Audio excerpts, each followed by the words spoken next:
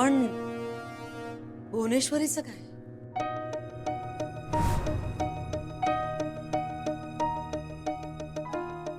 सांगतो ना, सगळं सांगतो.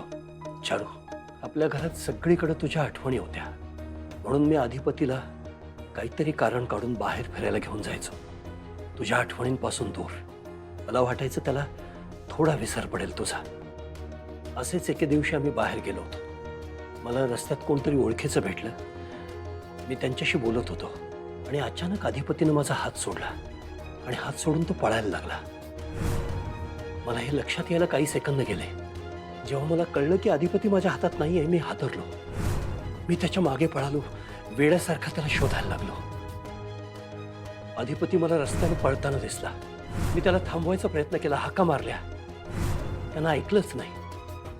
तो धावत राहिला. एका पाठमोऱ्या बाईला जाऊन त्याने मिठी मारली आई आणि आई आई म्हणून तो हाका मारायला लागला.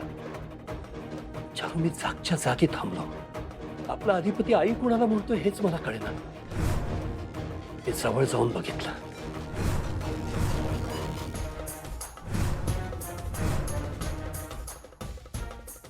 अगदी साध्या कपड्यातली गरीब बाई वाटत होती ती.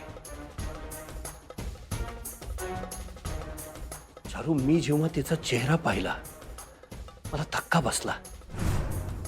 हुबेहूब तुझ्यासारखी होती ती. अगदी तूच समोर आलीस असं वाटावं. तीच ही बाई, भुवनेश्वरी.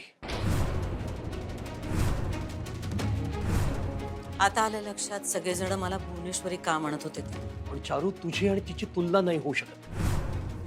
जमीन आसमानाचा फरक आहे तुम्हा दोघीत. ही अशिक्षित, अडाणी, गावंढळ, उर्मट बाई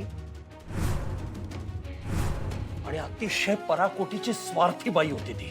चारू, तिच्या येण्यानं आपलं हे घर अपवित्र झालं होतं. आज तू परत आलीस आणि पुन्हा आपलं घर पवित्र झालं. चारू,